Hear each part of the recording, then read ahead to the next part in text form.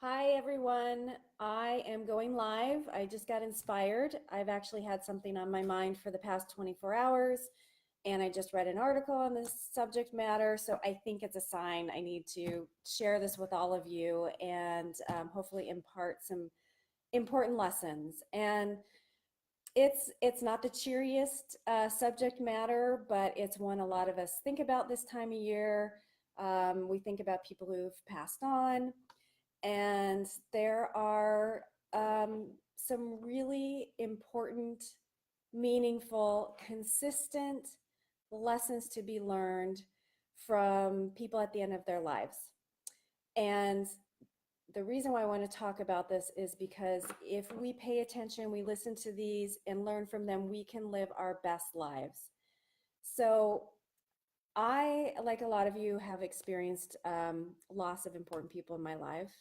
Um, and I've read a lot about it because I was involved in the middle of it, and it's fascinating, and it's so simple. It's so simple, and I'll keep talking about this. There are two major lessons in our life. There are two ways to live. They're so simple. The first is it's all about love. We're here to love. We're here to love ourselves. We're here to receive love. It's all about love. The second, it's about being authentic. Two simple things. It's about love and authenticity. But a lot of us, including myself for a long, long, long, long time, did not live this way. And what we know from people who are dying, and the article I read was about people in hospice, is that the only things that people care about at the end of their lives are how they felt, the joy they felt, the love they felt and gave, and whether or not they lived the life that they were supposed to lead for themselves. So for a lot of you, you guys know 2015 was a super crap year for me. I lost three people who were very important to me, including my father, and it sucked. And I'm not bringing this up for a pity party. And I do want to thank everyone who was there for me and helped me through the grief. As a result of this, though, I got to observe people dying, and I got to observe how people reacted after people died. And again, it comes back to love and authenticity. So I'm going to share a couple stories so you have a little bit of some context here. So I've lost two fathers in my life. The first when I was four. I was four, my brother was three. And the one thing my mom said that he was saddest about and regretted the most was that his children would not remember him and how much he loved us. Again, it comes back to love. The second is in 2015, I lost my other dad. He's the person, he adopted me after he married my mom. I consider him to be my dad. He raised me.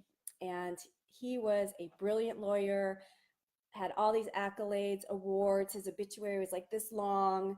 And I've got to tell you, no one commented on his obituary and all the stuff in there. Very few of his law firm partners reached out after. So it wasn't about his success and all that he accomplished and all the money he made. It was about people coming up and saying to us or reaching out saying, your dad was so kind and he made me feel really good. He had a great sense of humor. Again, it's about how you make people feel at the end. The only thing that stays with you after you depart this lovely earth is love. And I learned a lot. I learned a lot from watching my father die and what happened afterwards. And in 2015 is when I had the kind of the wake up call and realized I needed to change some things in my life because I was doing a lot of these things that I'm going to share with you that I shouldn't have been doing, and I wasn't living authentically. And after 2015, I took a hard look at my career and realized it wasn't a good fit for me and started making changes there. I took a hard look at relationships and whether they were bringing me joy and love and happiness and were authentic. And I looked at my relationship with myself, so self love. And I changed how I took care of myself mentally, physically, um, emotionally, spiritually. And I have to tell you, it took work. And I'm happy to be of guidance if any of you want to do deep work like that. But I'm so happy now because I'm living authentically. So here's what people say consistently when they are dying about how to live your life. Um, First of all, go to the love. Make sure you are loving yourself. Make sure you are surrounding yourself by love as much as possible. Give love as much as possible. The example of my dads, they only cared about, love, and people remember them based on them loving them. So if you're giving yourself, if you're having self-love, you will be living authentically. And this is how to do it. First of all, fuck fear. Go towards what brings you joy. Forget what other people think. This is so hard. I struggle with this still. It kind of navigated a lot of my life, unfortunately, for a long time. But I'm telling you, you are not going to care about the approval of these people when you are at the end of your life. And probably most of the people whose approval you cared about are dead anyhow. So go after what you know is true. Don't care what other people think. The second is don't settle. Don't settle for a job that doesn't feel right. Don't settle for the safe, relationship or marriage just because you're scared. And for some of you, settling maybe not even trying to go after a relationship because it's safer. You're settling for comfort instead of joy. You will not regret going after anything that is a big dream that lights you up inside, that fulfills you. You'll enjoy the journey, and you will regret everything you didn't try that is important to you. So go after the joy. Just go after it. You will be so happy later in life that you did it, you went for it. And you're going to learn so much. You're going to be so happy doing it. And maybe you don't hit the perfect thing that you wanted, but you're going to end up somewhere really good and you're going to be so fucking proud of yourself and empowering.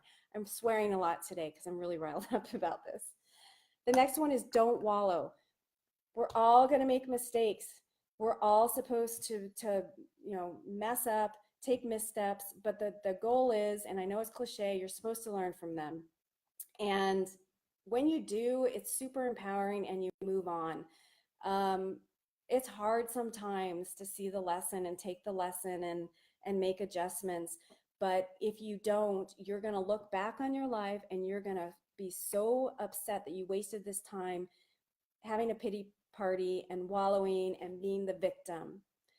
Instead, you can decide to be happy. And I heard a great quote the other day, which is just, it made me stop because it's so true. You cannot be in suffering and gratitude at the same time. So think about that for a second. You cannot be in suffering or suffer and have gratitude at the same time. This works. I'm telling you, it works. I tried it because, everyone has bad days. And I remember at work, if I was having a really bad day, I thought this was kind of funny, but it did pull me out of my funk. I would always say, well, at least I have all my limbs. I mean, it's kind of ridiculous, but it would suck. It would really suck not to have an arm or a leg. And it just changes your perspective. So I just mentioned we can all decide to be happy. So we are the ones who decide how we think, how we feel. We cannot control how other people think. But if we remember that we are the ones who decide we're happy, how to be happy, we will not care what others think. We won't settle, and we will live authentically. So again, it's so simple, you guys. And this is so personal to me because I have unfortunately experienced many people who I loved dying. And even through their process of dying, they expressed only love. They didn't care about the jobs. They didn't care what their parents thought about them. Um, it was about love. It really was just about who they loved, the love they received, and whether they lived what they wanted to do. So that's why I want to share it. It's impacted me greatly. Um, some of this may sound cliched. I probably read about some of these things before it actually happened to me, but it's important because it actually did make me stop and change the direction of my life. And I'm so very, very grateful for that. And it's something you all can do. It's again, it's all about love and being authentic, and you will not regret your life. You will not wake up at the end of your life and say, I wasted all this time.